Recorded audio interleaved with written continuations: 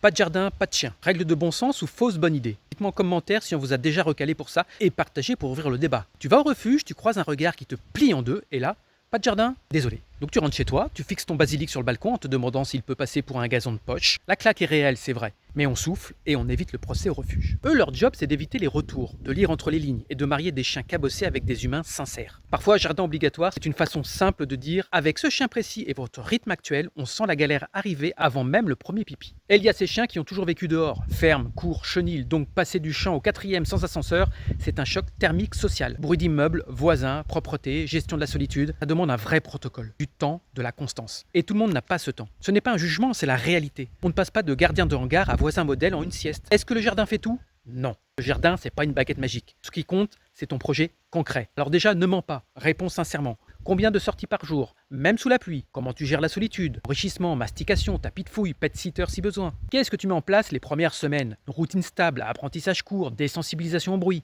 Tu peux contacter un éducateur avant les soucis, mais choisis-le bien pour ne pas aggraver les choses. Montre que tu sais t'organiser. Des vraies sorties quotidiennes. Pas juste le tour du pâté de maison en 5 minutes. Une vraie dépense mentale. Jeu de flair, recherche d'objets, des temps calmes, ritualisés, et vise le bon profil. Des chiens plus posés, déjà habitués à l'intérieur, moins sensibles au tohu-bohu. Ce n'est pas de jardin, pas de chien, mais ne te dévalorise pas parce que ton herbe pousse en pot, et ne tape pas sur le refuge qui met des garde-fous. Le bon duo, c'est une addition. Un chien, un humain, un quotidien crédible. T'es pas ce chien-là, mais peut-être celui du box à côté. On arrête de compter les brins d'herbe, on additionne les kilomètres, les habitudes stables et la présence. Le meilleur terrain de jeu reste une paire de chaussures et un cerveau branché, et un chien qui te suit parce que ta vie a du sens pour lui.